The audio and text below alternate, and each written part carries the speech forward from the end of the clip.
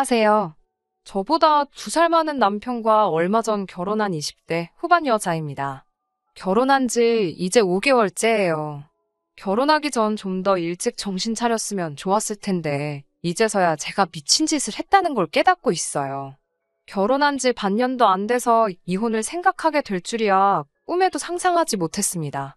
사실 저희 남편에 대해서는 연애할 때도 아끼고 사는 사람이라는 건 알고 있었지만 절약을 해서 나중에 큰일을 도모하려고 하나 그런 생각만 했지 이렇게 상식도 없는 인간인지는 상상도 못했습니다. 결혼 전 동호회 활동에서 만난 남편은 밖에서는 호탕하고 잘 웃는 사람이었어요. 외국계 회사를 다니고 있었고 대학가에서 자취를 하고 있더라고요. 제가 왜 회사 근처가 아니라 대학가에서 자취를 하냐고 물어본 적이 있었는데 자취하는 대학가가 자기가 대학교 다닐 때부터 살던 곳이라 익숙하고 저렴해서 그렇다고 하길래 그런가 보다 하고 말았어요. 그런데 나중에 알고 보니 그것도 다 돈 때문이었어요. 아무튼 연애를 시작하고 남편의 자취방에도 가게 되었는데요. 자취방에 가보면 모든 음식이 인스턴트밖에 없더라고요. 남편 회사는 공짜로 점심을 줬기 때문에 저랑 데이트를 할 때 빼고는 외식을 거의 하지 않았고요. 그나마도 사귄 지 반년 정도 지나니까 자꾸 집에서 데이트하려고 하더라고요. 그렇다고 배달 음식을 시키지도 않아서 대부분 제가 해 먹였어요. 왜 그렇게 한심하게 연애했냐고 물으시면 저도 모르겠어요. 그때는 남편이 돈을 아끼느라 그런 거라곤 감히 생각도 못하고 그냥 남자 혼자 뭐 해먹기 힘들어서 그런가 보다 싶었어요. 쓸데없이 모성애 같은 게 발동해서 자취방에 가서 음식도 해주고 그랬는데 지금 생각해보면 제가 제 발등을 찍었어요. 게다가 성인 둘이서 데이트를 하는데 데이트 통장을 만들자고 하더라고요. 뭐 그것도 이해는 했어요. 저도 남자한테 얻어먹기만 하는 거 좋아하는 성격도 아니었으니까요. 그래서 당시에 저 20만 원, 남편 20만 원씩 모아서 입금했어요. 근데 웃긴 건 자취방에서 음식을 해먹을 때 장을 봐야 되잖아요. 그것도 그 통장에 있는 돈으로 빼서 하더라고요. 그것도 데이트의 일부라면서요. 게다가 라면 같은 것도 2사람이 먹을 걸 끓일 때 3봉지 뜯으면 아주 난리가 나더라고요. 그래서 그나마 인스턴트 식품도 양껏 못 먹었어요. 어이없는 건 장 봐서 해먹는 음식은 또 넉넉히 합니다. 알고 보니 음식이 남으면 자기가 다음에 혼자 또 먹을 수 있으니까 그랬던 거더라고요. 그때 생각하면 지금도 어이가 없어서 실수만 나옵니다. 아무튼 그때는 그럼에도 불구하고 제가 남편을 많이 좋아했었어요. 그래서 그런 것마저도 알더라고 꼼꼼한 사람이라고 생각하고 넘어갔어요. 남편도 그런 저를 알더라고 순한 여자라고 생각했던 것 같아요.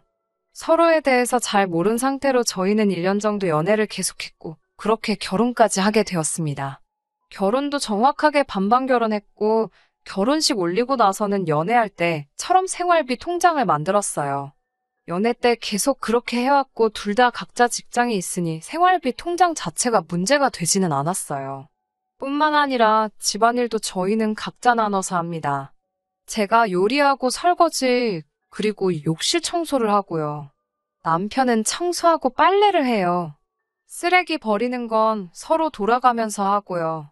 저는 솔직히 저희 둘이 싸울 이유가 전혀 없다고 생각했어요. 그런데 생각지도 못한 일이 터졌습니다. 결혼하고 2~3달쯤 되었을 무렵이었어요. 식비가 70만 원 정도 나왔더라고요. 보통 점심은 각자 직장에서 해결하기 때문에 같이 식사를 하는 건 아침하고 저녁뿐이거든요. 사실 아침 때는 서로 출근하기 바빠서 제대로 얘기하며 식사를 하기는 어렵잖아요.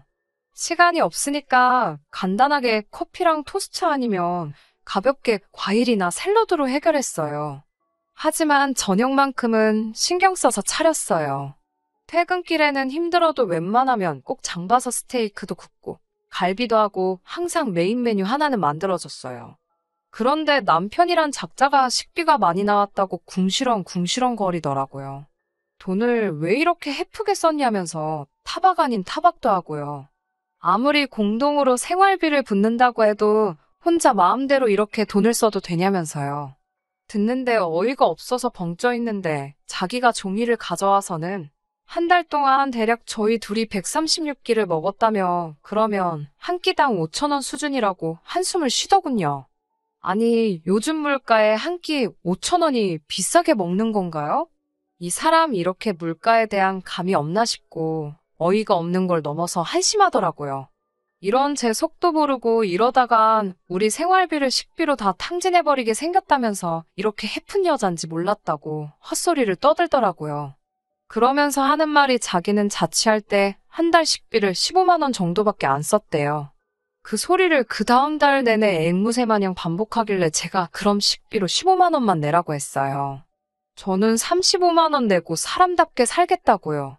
그리고 그 뒤로 아침엔 밥에 캔참치 하나 저녁엔 카레 하나 그런 식으로 인스턴트만 돌려서 줬어요.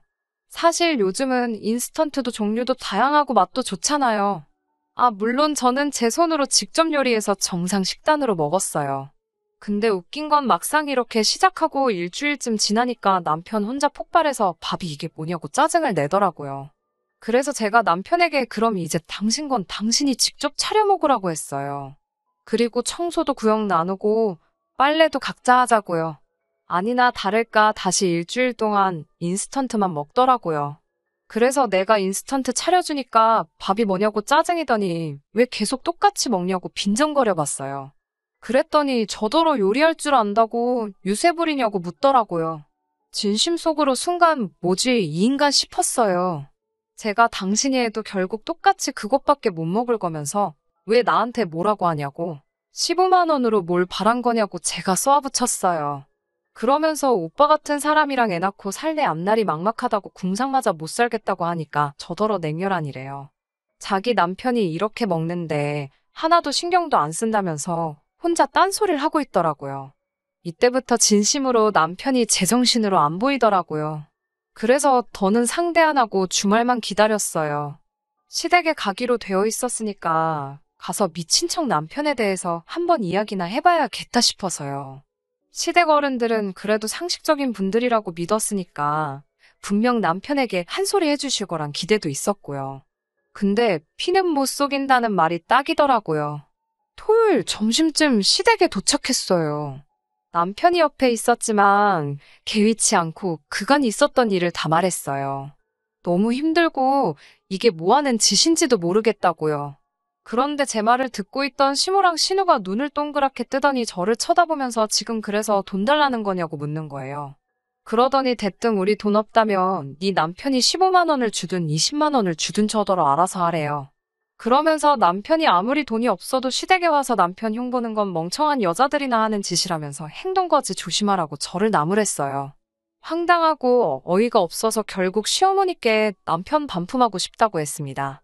시모와 신우의 말에 무슨 천군만마라도 얻으냥 남편은 기가 살아서 저한테 할 말 안 할 말 분간도 못하고 시댁에 와서 입을 놀리냐며 빨리 집에 가서 밥이나 차리라고 거들먹거리더라고요. 그때 정신이 확 들었어요. 남편이고 시댁이고 상종할 가치도 없는 사람들이라는 생각이 들어서 한 달 밥값 35만 원도 못 내는 찌질하고 형편없는 이 인간 품에 끼고 잘 헤쳐먹이시라고 내지르고 시댁에서 나와버렸습니다. 혼인신고까지 한 마당에 꼴랑 5개월 살고 이혼이라니 가족 생각하고 주변 사람들 생각하면 머리만 아프고 그래도 참고 살자니 치가 떨려서 도저히 안 될 것 같더라고요. 결국 친정 어머니께 사실대로 있었던 일들을 다 말씀드렸어요. 그러자 친정 어머니도 쪼잔한 남자랑 사는 것만큼 스트레스 받는 일이 없다며 아직 한참 젊고 능력도 있는데 뭐하러 그딴 남자한테 청춘 바치냐고 이혼하라고 하시더군요. 그날 밤 남편에게 곰곰이 생각해봤는데 당신네 가족 누구하고도 상식적으로 대화할 수가 없고 난 이런 감정 소모에 내 에너지를 쏟고 싶지 않으니 이혼하자고 했어요. 그러자 자기가 미안하다고 만나서 이야기하자고 연락이 왔더라고요. 그런데 어차피 말하고 설명해줘도 결국 못 알아들을 것 같아요. 이딴 인간을 진작에 알아보지 못하고 스스로 밥 해먹인 제 자신을 생각하면 지금도 스스로 한심해서 지금 이 순간도 너무 힘들어요. 지금이라도 정신 차렸으니 앞으로는 더 현명하고 똑똑하게 살아야겠다는 생각이 듭니다. 똥차가 지나갔고 저도 사람 보는 눈을 더 키웠으니 앞으로 좋은 인연을 다시 만나면 좋겠어요.